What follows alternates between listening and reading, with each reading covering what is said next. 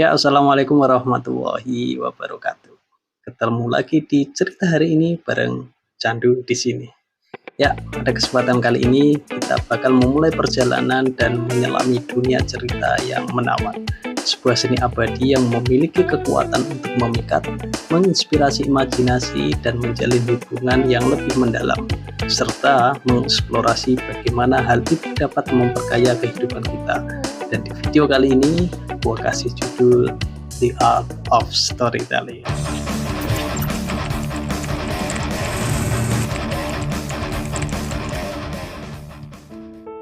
Seni mendongeng atau bercerita lebih dari sekedar kata-kata. Ini adalah pengalaman mendalam yang melampaui batas, budaya, dan generasi.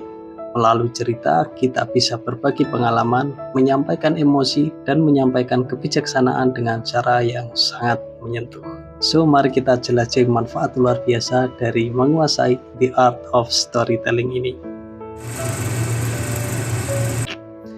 Mendongeng atau bercerita mampu merangsang imajinasi dan kreativitas, memicu dunia yang penuh kemungkinan dan menumbuhkan pemikiran yang inovatif. Bercerita secara pribadi mempunyai kekuatan yang unik, berbagi narasi kita sendiri, baik itu kisah tentang ketahanan, pertumbuhan, atau kemenangan. Tidak hanya menginspirasi orang lain, tetapi juga menciptakan empati dan memperkuat hubungan antar manusia.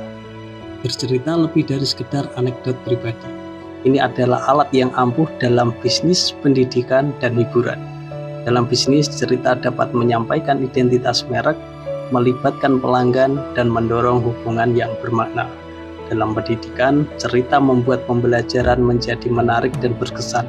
Dan dalam dunia hiburan, cerita membawa kita ke dunia magis dan membangkitkan segudang emosi. Baik seseorang yang berprofesi sebagai pendongeng atau sekedar suka berbagi narasi, mengasah keterampilan bercerita dapat memberikan dampak yang sangat besar. Ciptakan cerita dengan niat, jalin emosi, dan sampaikan pesan mendalam untuk orang lain. Dan berikut beberapa tips untuk meningkatkan kemampuan bercerita kita.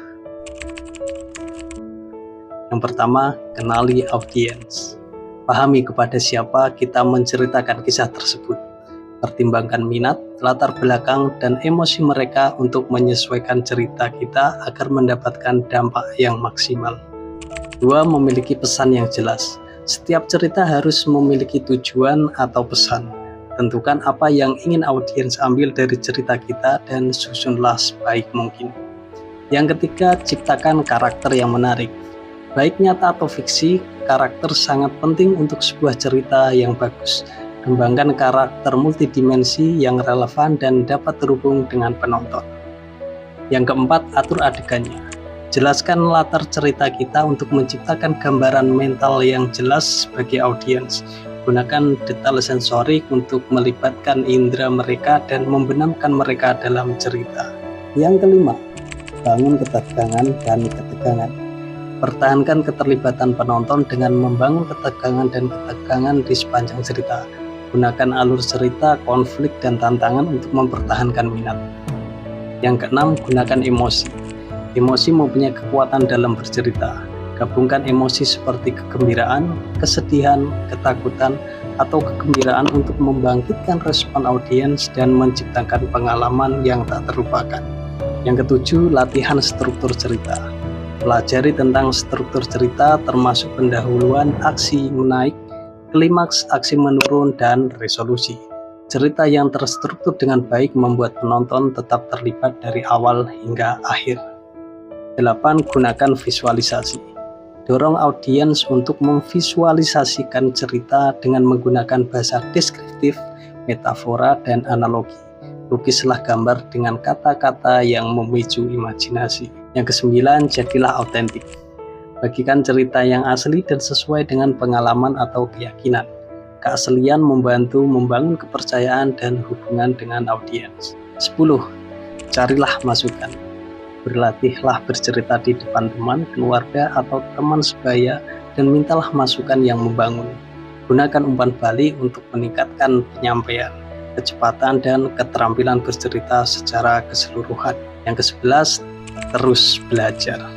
Teruslah memaparkan diri pada gaya, teknik, dan genre bercerita yang berbeda. membaca buku, menonton film, menghadiri acara mendongeng, dan belajar dari pendongeng lainnya. Dengan memasukkan tips-tips ini ke dalam praktek bercerita dan bersikap terbuka terhadap pembelajaran dan peningkatan, kita bisa menjadi pendongeng yang menarik dan efektif. Singkatnya, penyampaian cerita yang efektif melibatkan pemahaman audiens, menyusun narasi yang menarik, dan menyampaikan kepada mereka dengan natural dan penuh semangat. Yuk, bersama-sama, mari kita jelajahi seni bercerita dan membuka potensinya yang tak terbatas untuk memikat, menginspirasi, dan saling terhubung. Ya, oleh karena itu penting untuk memperhatikan bagaimana cerita disusun, disampaikan, dan mengaitkan cerita dengan audiens.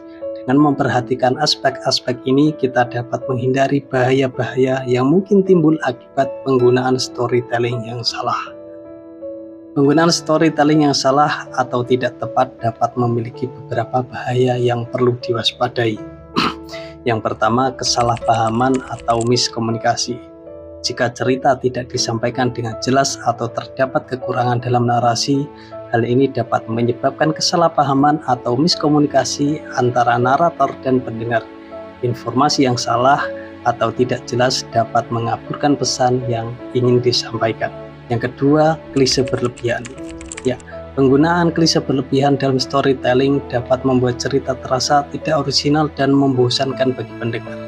Hal ini dapat mengurangi daya tarik cerita dan membuatnya kehilangan efek emosional yang diinginkan. Yang ketiga, kurangnya keterhubungan dengan audiens. Ketidakmampuan untuk mengaitkan cerita dengan pengalaman atau perasaan audiens dapat membuat cerita terasa jauh atau tidak relevan bagi mereka. Ini dapat mengurangi tingkat keterlibatan dan minat audiens terhadap cerita yang disampaikan. Yang keempat, manipulasi emosional yang tidak pantas. Terlalu memanipulasi emosi audiens tanpa pertimbangan etika dapat berbahaya. Hal ini bisa membuat cerita terasa tidak autentik atau menipu dan dapat menimbulkan reaksi negatif dari audiens. Yang kelima, kehilangan fokus atau tujuan cerita. Penggunaan storytelling yang tidak terarah atau melenceng dari tujuan awal cerita dapat mengurangi dampak dan efektivitas cerita. Kehilangan fokus pada pesan yang ingin disampaikan dapat membuat audiens kehilangan minat atau kebingungan. Yang keenam, karakterisasi yang stereotip atau tidak realistis. Jika karakter dalam cerita disajikan secara stereotip atau tidak realistis, hal ini dapat mengurangi daya tarik cerita dan membuat audiens sulit untuk terhubung dengan cerita tersebut. Ya, sekian dulu dari gua. Thank you udah nonton dan sampai ketemu lagi di cerita hari ini bareng Candu di sini. Ciao.